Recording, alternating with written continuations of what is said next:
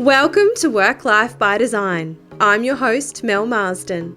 As a passionate entrepreneur with a desire to create places where people and business thrive, I hope to inspire you to find your place at work and in life so you can live a life by design.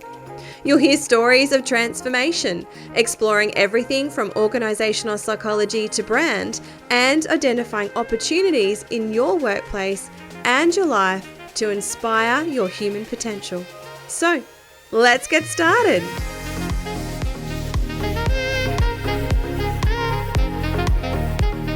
We've all been through a lot these past 2 years, and sometimes it can feel like it's only happening to us. We can sometimes feel like we are living in the middle of a total shit show, while Sally over the fence has it all together. Well, as you're going to hear from today's conversation, that story that you're telling yourself is not as accurate as you think. I am super excited about today's episode because I have brought together three very special ladies in a panel-style discussion exploring overwhelm, burnout, and how we can put boundaries in place to support ourselves when we're navigating all the things. So I'm going to be introducing you to Dr. Kristy Goodwin, Angela Lockwood, and Dr. Alison Young. Each of these women are total rock stars in their own right, and while I'm going to let them introduce themselves, I just want to give you a little bit of context on just how awesome they are. Now, you may have already heard Kristy speak on the podcast before, way back at episode 17. So Kristy translates the science of digital productivity and well-being into realistic strategies for individuals to achieve peak performance in a digital world. She's worked with large and small organisations to help employees, leaders and teams ignite that peak performance in their professional and their personal lives. She's a professional speaker, a researcher, an author, and a mum of 3 young boys. And is Australia's leading authority on creating calm classrooms, kids, and families. She's the founder of Educate Therapy, a consulting practice bridging the gap between the health and education systems, the author of 2 books on creating calm, The Power of Conscious Choice and Switch Off, and the host of a Kids Life podcast. Her programs, The Holistic Classroom and Parent Masterclasses, are all aimed to help us adults better understand the needs of our kids. Plus, she's also a mum. And last but not least, we have gorgeous Dr. Ali, who is a chiropractor on a mission to help working mums reclaim their health and rebalance their heart to overcome burnout, exhaustion, and fatigue. As a recovered burnout mother herself, she understands the fine line that exists between vitality, health, joy, and doing all the things a little too often. She works with women online and has her first book for working mums coming out in April to help all mums step into their light, shine brightly, and be healthy. She is also a mum. In each of their fields, these women are supporting others to help navigate the demands of today's world, from technology to parenting to the general day-to-day pressure of life. So I wanted to bring them together to learn more about what they are observing in the people they're supporting, to help draw back the curtain a little and enable us all to realise that it's not just happening to us and that we are not alone. They are going to share their personal experiences over the past 2 years, plus some pretty funny anecdotes about work from home and lockdown life, as well as the triggers that we should be keeping an eye out for. But they're not going to leave us there. They are also going to share with us a few ways that we can shift ourselves out of that triggered state to regain our sanity and to put the handbrake on rolling into burnout. I absolutely love this conversation, and I knew it was going to be a great episode for us to be recording. What else would you expect by putting 4 women together talking business, burnout, and motherhood?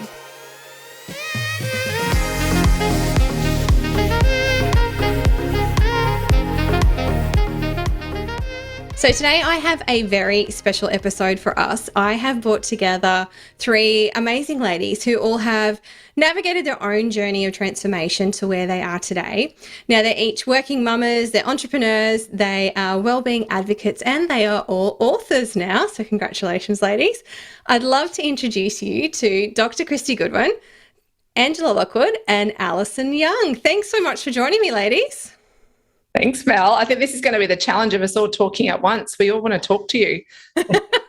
What I want to do is I just want to kick it off by giving our audience and our listeners today a little bit of a short intro into who you are, who you support, and what brought you to this point in your career. So, and you're on my screen now, so I'm going to kick it off with you. Thank you, first of all, Mel, for having me on here, and particularly with two wonderful doctors leading the way. I feel like I'm off Big Bang Theory. I'm like Wallowitz, the only one that doesn't have a doctor. No, I'm very honoured to be on here. It's really interesting. I've been watching so many of your careers unfolding, and it's just so wonderful to see powerhouse women doing things in the space of burnout and looking after each other. And of course, kids, which is my area of passion. I am an occupational therapist, is my background, and pediatrics is my specialty, which I love. I love kids. I love hanging around them. And I've been in schools for nearly 20 years now as an OT. So I'm a bit unique in that way, in that I've been in schools all of my career and really been working with parents and teachers on how to better support our little kids. And at the very heart of everything that I do is just making sure our little people have the best start in life. And I love to work with kids and just see those little sparks in their eye when they do things that they think they can't do. But equally, when I see that little spark in a grown-up's eye, when they go, yes, my child could do that and I didn't think they could. So that's my passion area. And yeah, I'll tell as many people as I can about it. Oh, wonderful. It must be such a heartwarming thing to be able to support not only the kids, but their parents to see those things and that transformation as well. I had a little break from children for a while and thought I'd become very serious in my life and start wearing heels and doing all that stuff. And then I realised that flat shoes and pants was my gig, and that I really missed working with kids and the joy that it gave me in my heart. So I went back and here I am now, being able to walk in both worlds. So I feel very fortunate. And I think that's a great segue over to you, Kristy. Do you want to give us a quick wrap up of who you are, who you serve, and what brought you to this point in your career as well? A little bit like Angela, I started off as an educator. I had a passion for teaching children, and I then went off and did a PhD studying the impact that technology was having on our screenagers. And I was initially a speaker and a researcher and an author in this space, translating the research and science, particularly the neuroscience behind how technology impacts our kids and teens. And it wasn't until I realised as an adult that I was tethered to technology. It was constantly, I was always on, it was distracting me, it was depleting me, and I felt the firsthand consequences of feeling digitally burnt out. So I started to unpack the research in more recent years, in the last 5 years, looking at the impact technology is having on adults. So I am a speaker, a researcher and an author, and I look specifically at how technology is impacting our physical health, our mental well-being, and our overall performance and productivity. In essence, I really just try to help people understand how they can navigate the digital terrain without suggesting you need to do a digital detox or digitally amputate your kids. So I continue to work with parents, educators, and health professionals, but also now with adults, because none of us, adults included, are immune to the digital pull. We may not be throwing techno tantrums like our kids are, but we are certainly tethered to it and find it really distracting and depleting. Some great work that you're doing there, Kristy. And I love the fact that you take that science and you make it something that we can all actually understand and that we can implement to enhance our lives. And we're going to dive into that a little bit more as we get into this conversation as well. And last but not least, we have Dr. Ali Young. Thanks for having me here today. I actually feel pretty honoured to be in this group. I feel like I'm new to the author game because I haven't even held my book in my hand yet. It arrives this week, I think, and gets out on the 1st of April. So that's really exciting. But I'm a chiropractor, and that seems like a really weird job description because I love working with mums. And the way I got there is I actually started as a pediatric, special interest pediatrics. I've got a master's in peds. And so I was working with kids with lots of diverse needs. And then, of course, I was working with their mothers predominantly as well. And as I've progressed more through that, I've realised that our mums are sinking and they're not able to maintain any essence of health and vitality for themselves because they feel like they have to give everything to their families. And particularly working mums, I feel, are really hit hard by this. After going through my own burnout phase, which was even pre-COVID, like who even am I have now created my online space, which is all about helping working mums figure out how they can keep healthy, maintain their health, get sleep, nourish their bodies, move their bodies, and support themselves as they're recovering from burnout, because that's a really different space, and then in the long term as well. And yeah, it's really exciting. I love what I do. And you can hear why I brought the three of you together for this conversation today, because you are all very passionate and very similar spaces, supporting working mothers, helping us with our kids, just generally supporting us with all of those things that start to overwhelm us and start to lead to that sense of burnout. And it's such a big conversation at the moment. We're all sort of been experiencing it. As you said, Alice, even before COVID, you know, working mothers have been dealing with this sense of overwhelm, overstretching ourselves, overcommitment of everything. And so I really just want to have a chat today around how we can start supporting ourselves better, how we can start to put things in place to avoid that sense of burnout, how we can start to consider boundaries in a much more robust way that's going to support us to do that. I kind of want to start with understanding what you've been observing in some of the people and the families that you've been working with around how they're reacting to the situations at the moment, or if there's any sort of common thread that you're starting to see come up. I think sometimes we sit here and we go, oh, this is just happening in our own family, or this is just happening with my kids. But, you know, you guys are engaged in that on the daily. So I'm curious to know, what are you guys seeing so that we can all start to feel like, oh, it's not just me? What we've all been going through is something really quite extraordinary. But over the last sort of 10, 15 years, I know of my career working in schools and working with little kids, is the complexity of needs that little kids are having and families are experiencing each year. So whether or not there's a pandemic or not, where I'm finding there are kids coming into kindergarten or prep, first year of school, who have had years of therapy already. They don't have a diagnosis of anything, but we're seeing anxiety rates increasing, and we're seeing depression coming up in little kids. And for me, that's really alarming. And the sense of, and this is one of the really interesting things about my career, is that, as you know, I wrote a book called Switch Off, which is around how do we quieten the mind? How do we actually switch off our technology to help quieten the mind? The themes in that, I wrote that in 2017. I see it still apply more than ever today. And a lot of the themes I see are starting to come up and people are talking about it more. But it's not just affecting the kids, which is like what Kristy said, it's also the adults. We're feeling the brunt of overwhelm and constantly being busy. And that's why platforms like this are really important to bring people together to talk about it. Because as adults, we think they only affect us, but we're seeing a huge ripple effect, which is starting to become really devastating to our little people, because they're watching us. They're looking at us going, oh, is that how we navigate stress? Oh, is that how I need to look after these devices? Be on it all the time. You know, what are the things that these little kids are watching and looking for? And they're looking at us as adults. Unfortunately, the results are getting a little bit overwhelming for all of us to even comprehend. That's really being mindful of that role modelling of what our kids are watching us doing and how we're interacting with that. I don't want to put pressure on parents either. Like, it's not a guilt trip. I'm a parent myself. It's more around just turning a little bit of a light on ourselves and our own behaviour. You know, we really want to be positive role models in everything in our lives. And if our children are watching us, it just gives us a little bit more of a mindfulness and a little bit of a step back measure to go, okay, I better actually watch how I'm being in front of my children, because although they don't listen all the time, they always watch us. And I think that's a really important thing for adults to think about.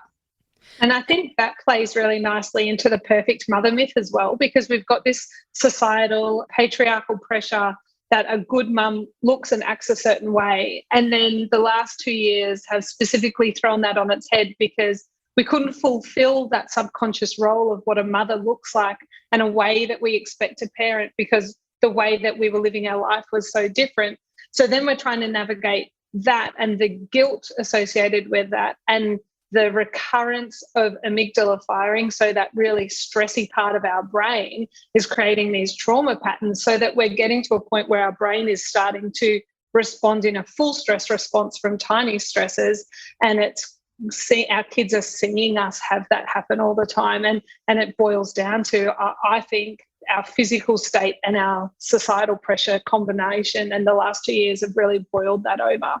And how would you take on that, Kristy? Are you seeing something similar? What Ange was talking about with kids imitating digital behaviours of their parents, the research tells us that. And, I don't want to add techno guilt to parents' already overwhelming list of things they already feel guilty for. But we know the brain has mirror neurons, meaning that we are biologically hardwired to imitate and copy. And I always say it's always my partner's worst habits that my children imitate, never mine. But we are hardwired to copy. And this is such a big problem if our kids see us constantly tethered to technology. The other thing I'm seeing too from both parents and professionals, exactly what Ali was talking about, when our limbic brain, that amygdala state is activated, our stress levels have increased exponentially throughout the pandemic. But this was happening prior to the pandemic too. Our digital load is increasing exponentially, and we are, as humans, biologically designed to cope with stress. The research tells us that, but we are designed to cope with short periods of stress, and we are designed to close the loop on the stress cycle.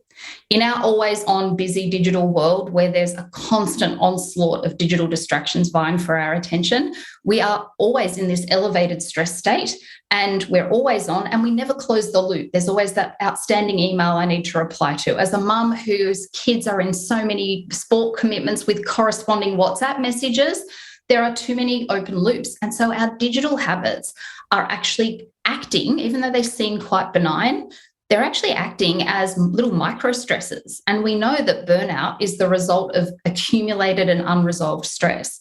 We have to use technology, whether we love it or loathe it, but we really have to start as adults finding healthier, more sustainable ways to use the technology so we're not in this constant stressed and overwhelmed state that many of us are. I don't want to focus the conversation completely on technology either, because there's so many other things that are going on around us at the moment and how that's also contributing to that load.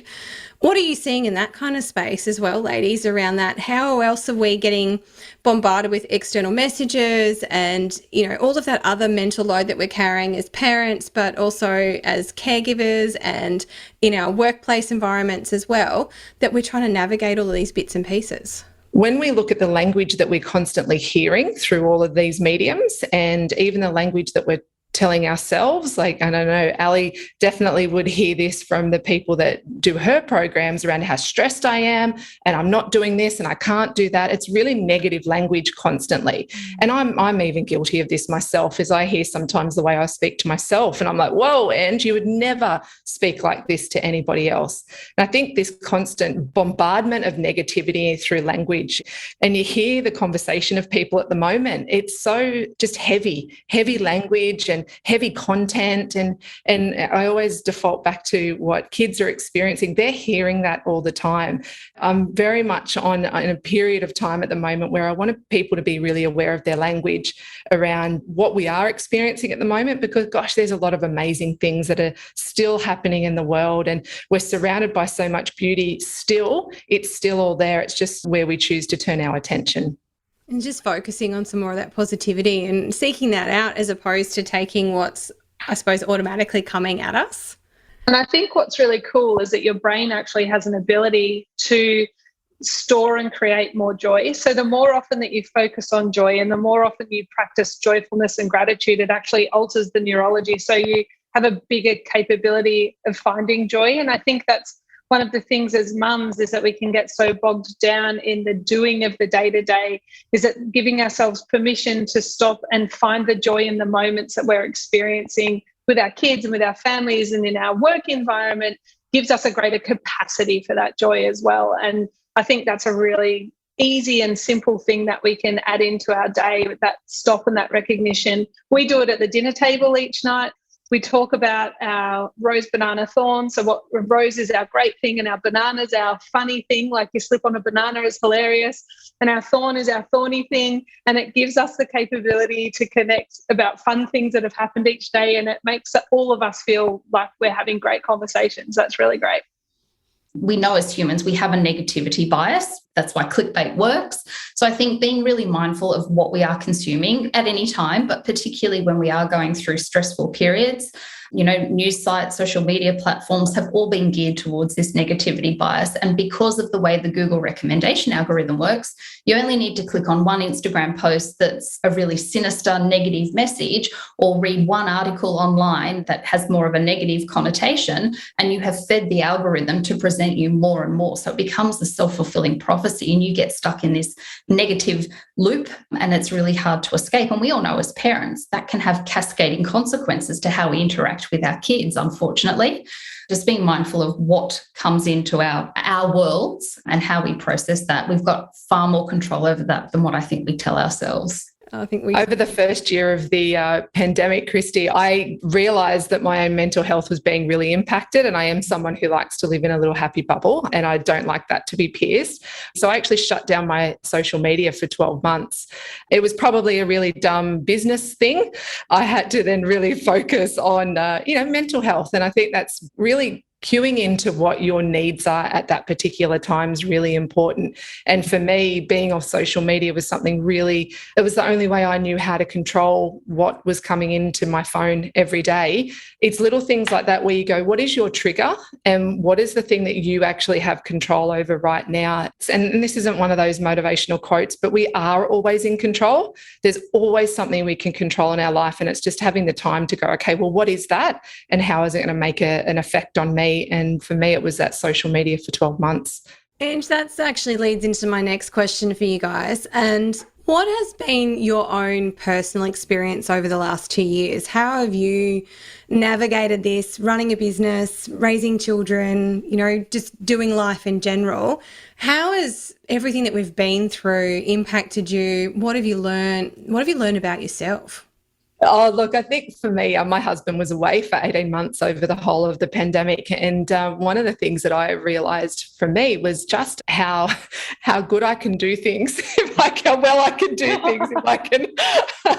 And I know that as women, we don't often say that, but I gave myself a really big high five when he came home, because I was in the grind. I was doing the daily stuff, and I was, racing around trying to practice what I preach. I even picked up my own books for a couple of times during that period of time, going, can you tell me what I'm going to do right now? I know you know this stuff. But I think that's one of the important things is when we do get into all that detail, when we get into the grind of life, sometimes we do need to press that pause and just look and give ourselves that little bit of a high five and go, hey, you did really well. Not all the time. You didn't do well all the time. You had some pretty dark moments and not great parenting moments, but overall, you did okay. And I think for me, that's what very much over the pandemic was looking and going, you did well and you got through it, and you were there to support other people too. And that's all I could have asked for. And I think it's really important to acknowledge we're not always going to get it perfect all the time. Like, I put my hand up. I'm not the perfect parent all the time. You aspire to, and you have very great aspirations of what perfect parenting looks like. But, sometimes there's a lot going on, and you kind of have those moments of going, oh, that quite wasn't how that should have come out. And Ali, I'm going to hand to you now, because this is your realm of expertise as well.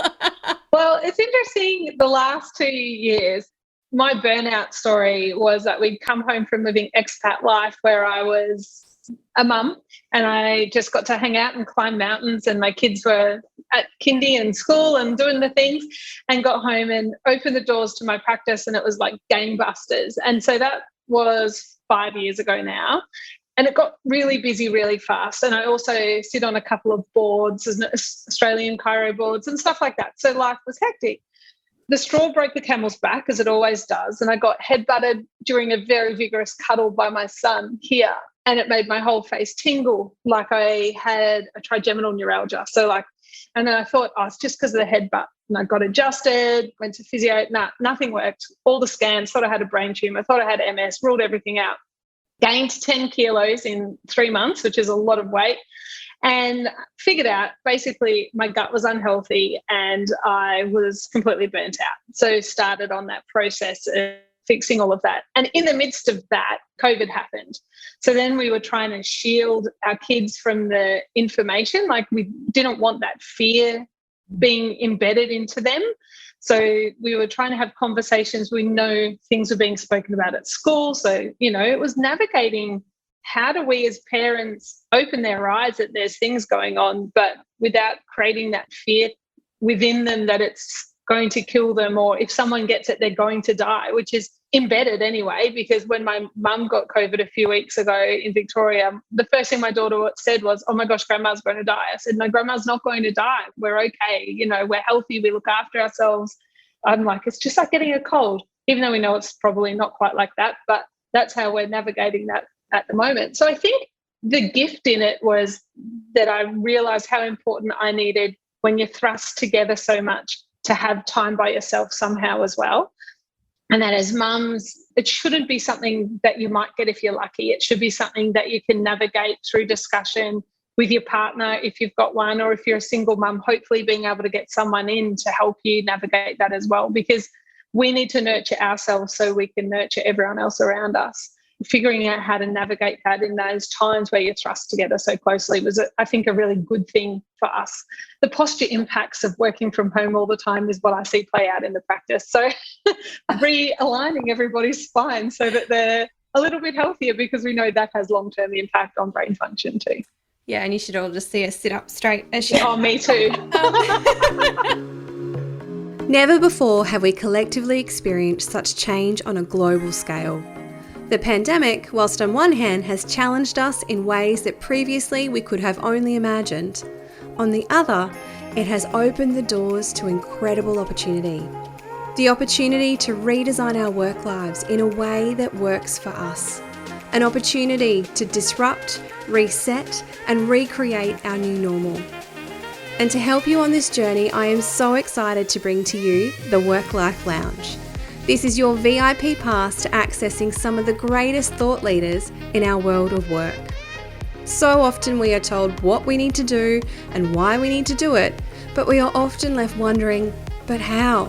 How do I make the changes that I need to? And that's where the Work-Life Lounge is here to support you, to guide you step by step through the how, to take back control and design your work life on your own terms. And for the next 3 months, you can have an Access All Areas VIP pass to the lounge, thank you to the sponsorship of Community. Committed to their purpose of fostering the creation of communities where people feel connected, Community is on a mission to ensure that we all emerge stronger together, that we consciously create our work lives on purpose as we head into 2022. Now, there are only 100 seats available under this incredible sponsorship, so to claim your seat in the lounge, head over to melissamarsden.com.au/work-life lounge for more details and to register to join us for our very first masterclass on November 11 at 11 a.m. Australian Eastern Daylight Savings Time, Sydney time. I can't wait to see you in the lounge. Now, let's get back to the episode.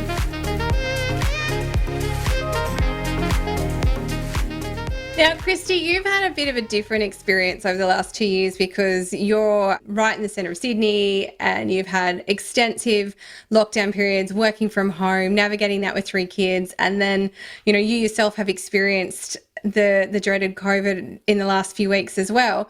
Can you just talk us through how you've found that and, you know, how you've managed and where, you know, you've had to sort of draw down on some of that inner strength to keep going? Look, Ali, I've also got a bad case of tech neck. I think so many of us are spending hours. In fact, a study came out recently that told us that during the pandemic, adults were spending an average of 13.28 hours a day with screens. Look, I did, as a speaker, the pandemic was potentially, crippling for my business. 90% of my work is was pre-pandemic, delivering in-person speaking gigs. And so I can't stand the word, the pivot. I did a digital pirouette. Mel's heard me talk. I just feel it embodies a more graceful approach. Now, the reality was my pirouette was me with my tutu upside down over my head. It was far from graceful.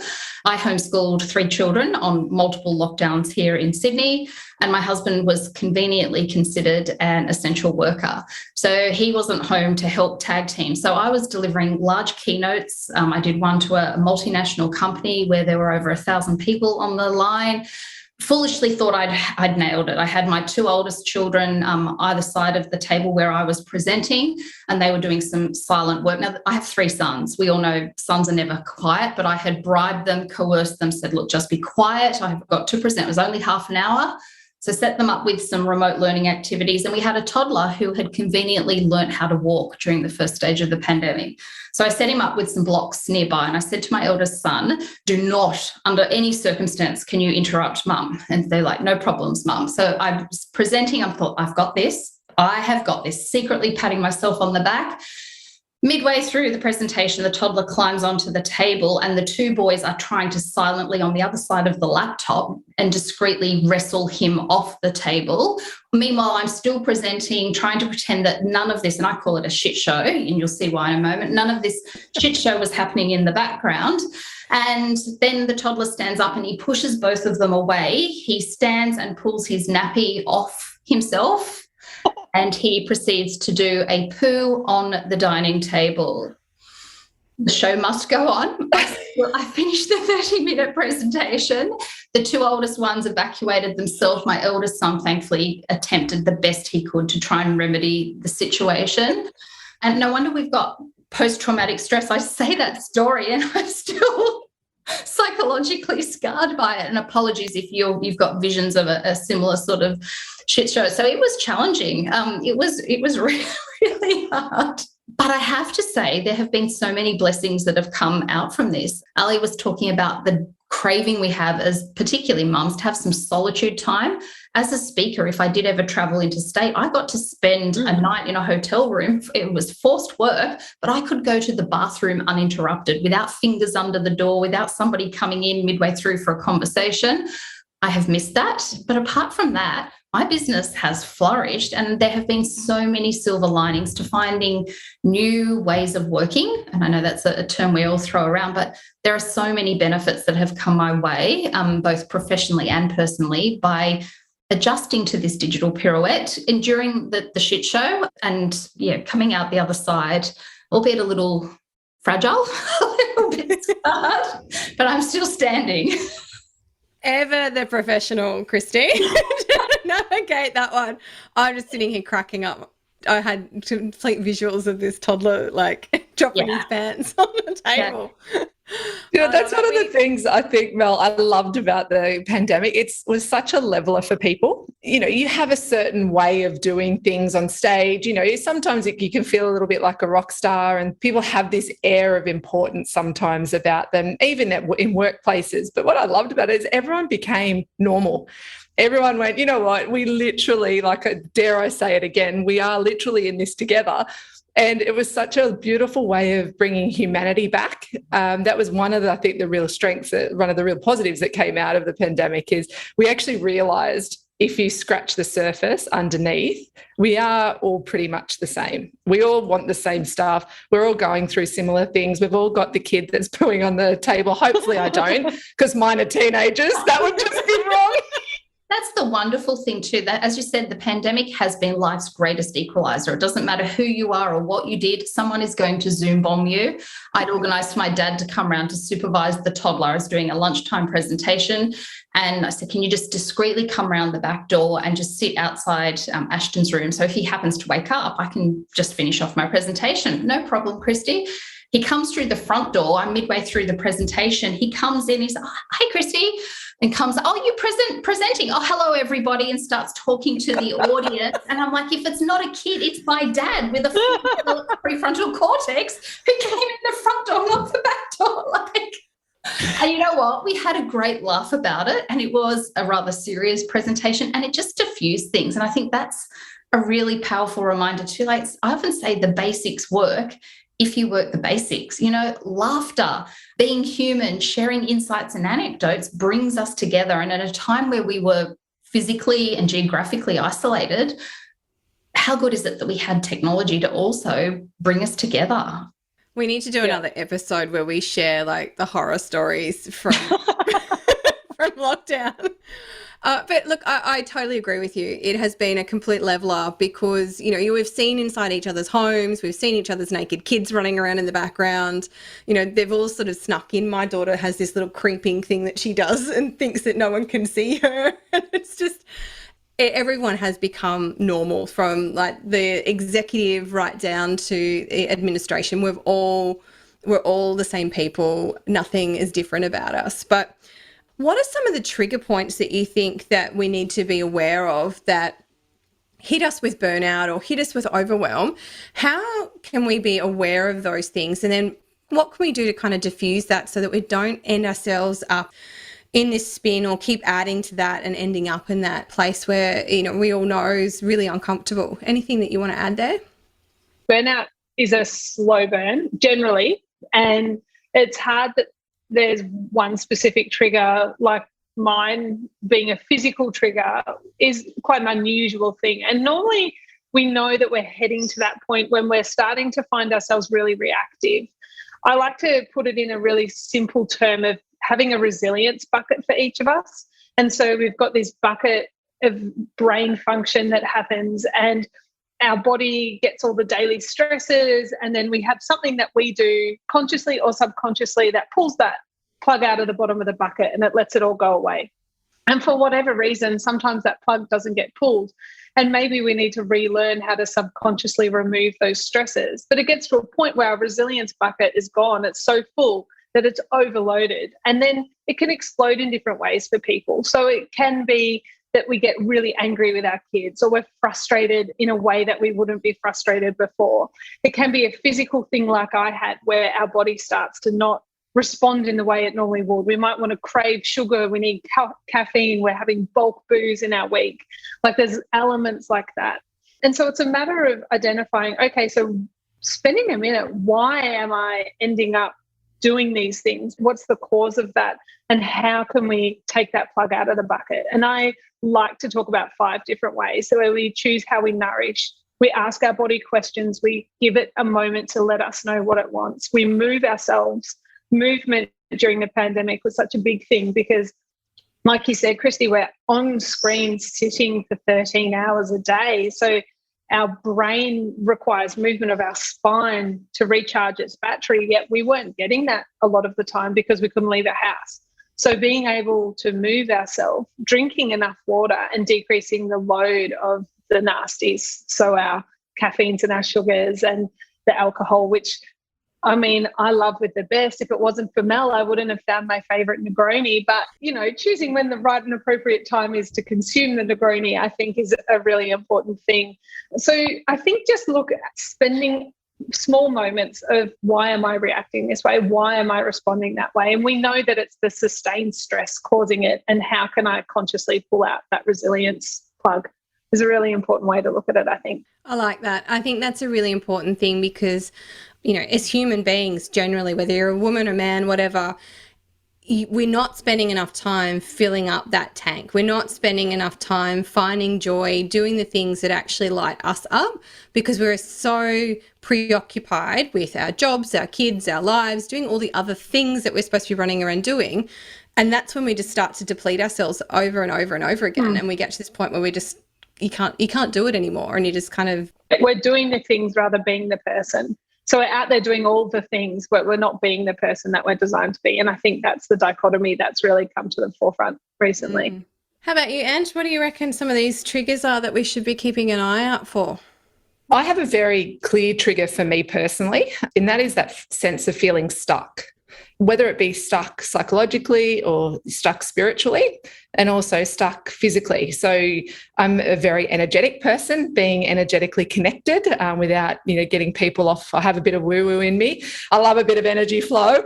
And so I can feel it when I'm stuck, energetically when I'm stuck and things aren't moving, or even when I'm just stuck in my creativity. For me, that's a really strong trigger. As soon as I go, you're stuck, I know that I'm in that burnout phase or I'm nearing it, and it's time for me to press pause. And I've spoken about the importance of pressing pause for years and years, and I will continue to say it and speak about the importance of pressing pause. And just those little moments where you go, I'm stuck, I need to breathe, or I'm stuck, I need to move, or I'm stuck, I need to do something that, really fills me. But it's interesting because it feels a little bit counterintuitive. But for me, when I feel stuck, I need to stop. So for some people, if they feel stuck, they need to keep running forward or they try to keep pushing through. But for me, when I feel stuck, I need to actually stop and listen and just create some space. And that's my press pause. And I felt that a lot over the last few years. But you know what? I felt that a lot over my life, you know, whether it be when I was a kid, navigating puberty and all that, or when it was a young adult, having kids. There's always been moments in life where I felt stuck. So it's just taking that time to go, well, what is it that my body and brain, my spirituality, all my bits need right now? And that's my favorite question is, what is it? What do I need right now? I think I'm quite similar, but it's the thing we resist the most too. It's like the resist to stopping, because it's like, oh, I've got things to do. I've just got to keep going. If I stop, how's that going to help me? But it is that taking that moment to kind of just wind it back a bit, let things settle, and then reflect on where you're at so that you can then determine what those next steps are going to be. So I know it feels counterintuitive, but I agree it's the best thing that you can do, but sometimes you resist it. That was my challenge last week, and the slow down challenge, where we have to slow down in order to speed up, because we can't continue speeding up. It's like Libby Weaver's work. Like, if you rush all the time, your body will break down and everything will just stop working. I'm 100% in the slow down. That's why I have a forced nap time every Sunday afternoon in my house. Everyone has to slow down just so that we can get through the next week. It's really important. I love that. What's your take on this, Kristy? What kind of triggers should we be looking out for? 3 things for me, I think, especially, and I'm going to relate it back to our digital habits, is that when we feel our stress rising, what is often happening is that we are eroding some of our biological markers. We used to have almost these biological buffers that helped us cope with stress. As Ali said, physical movement. It's interesting, Ange says she knows she's healthy when she's moving and being active. When we're more sedentary, when we're not getting that physical activity, because when we move, we make dopamine and serotonin and endocannabinoids, all these neurotransmitters that make us feel good. And I think when we are stuck, like physically stuck, that can have an impact on us. Another thing that's adding to our stress load is our sleep. I think many of us are not only not getting the volume of sleep, but our tech habits are also shaping the quality of our sleep. And we've got research that tells us that our deep and REM sleep cycles are significantly shorter when we've been on our devices in the 60 to 90 minutes before we go to sleep. So many of us, and Libby, I know Dr. Libby Weaver talks about this tired and wired phenomenon where we are perpetuating this vicious cycle.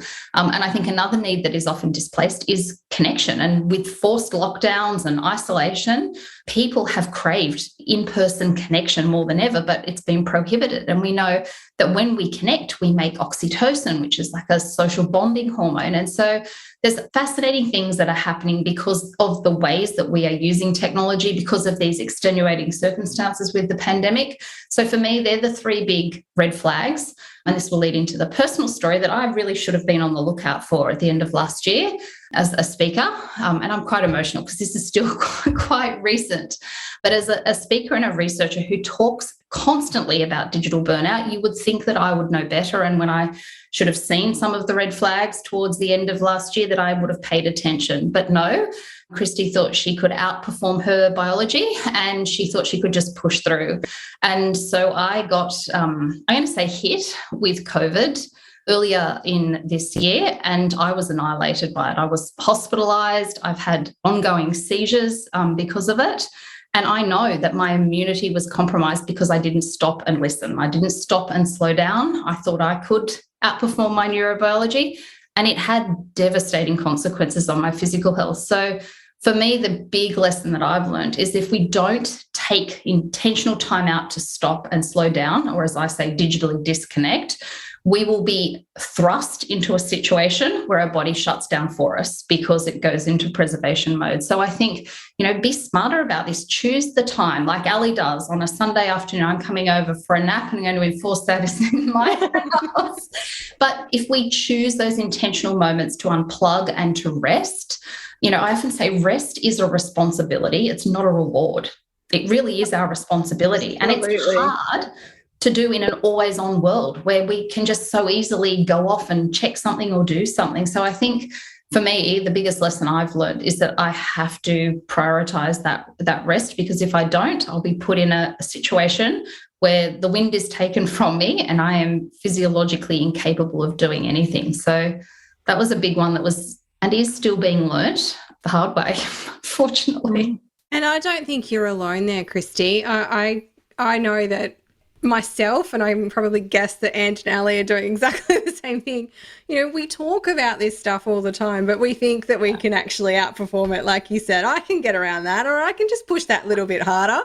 And I think that's something that we are all extremely guilty of, but we also all need to take heed of that. And, whoever's listening to this today, the same thing is like, we just can't keep pushing through. And if I've heard anything from today's conversation, it needs to be that we need to slow down, we need to prioritise our rest, and we do need to start to take care of ourselves just that little bit better, so that when unfortunate things do happen, we do have something in the tank that can help us get through that a little bit easier.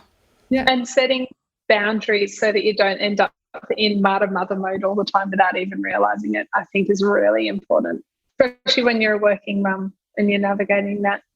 Mel, I often say to parents who feel guilty about having those rest moments, because sometimes as mums, we like to sort of go, oh, no, I'm going to put my children first, and we get a little bit messed up with what priorities are. But like Ali said, we make our children have naps when they're little. And in schools, in daycare centres, they have an afternoon nap routine. And the whole purpose of those is so that the kids can have energy for the end of the day, because they've just been going full pelt the entire day. They have forced rest after they have their lunch. All the kids go into lockdown, lights go down, everyone, their little beds roll out, and it's an expectation. I always get confused at which point do kids never need that anymore. And I think what we're finding now is that we need that through our whole life cycle, not just as children. We need it through our whole life cycle, because that's what prevents the meltdowns. That's what prevents the stress and the burnout, when we can just take those moments and just find some quiet and just find some rest. I used to subscribe to the work hard, play hard motto, and, you'd go, go, go, go, and then you get a break. But it's having that built in on a daily ritual and a routine now, so that you're not going hell for leather and then stopping, because you get wiped out at the end of that. That's not a sustainable way of doing things. A study recently published said that 40 seconds in nature, so standing on your grass, looking out your window, being in some sort of nature, will reduce your cortisol levels. 40 seconds, closing your eyes for 10 seconds, like literally just closing your eyes, will have a restorative effect on your brain. So they're really doable, achievable things that we can put in place, but many of us choose not to. And we think we are machines, that we can just keep going and going and going, but we can't. And I read this the other day, and my goodness, it was confronting. Our prefrontal cortex, so the part of our brain that does the heavy lifting of our thinking, it only has between 4 to 6 hours of operational capacity a day. So thinking that you can work for 10 hours a day or 12 hours a day is just completely incorrect. So again, we've got this biological blueprint. We just need to find ways to work with it rather than ignoring it, as I tried to do, or against it, that many of us do all the time. Look, I have loved having this conversation with you ladies today, and I think we should absolutely do this again, because there's still so many stories that we can pull out of all of you around what's been going on. But look, I am going to put some contact details for each of you in the show notes. Kristy, you've got a fantastic white paper out at the moment around hybrid working. Ali, you've got your book coming out, and you've always got heaps of stuff happening, and you've got your programs launching. So I'm going to put some links for you guys in the show notes. And I just want to say thank you so much for joining me today and for this wonderful, enlightening conversation. I hope our listeners have got as much out of this as I have, because I've thoroughly enjoyed it. Thanks for having us. Thanks, girls. Thank you. Bye, ladies.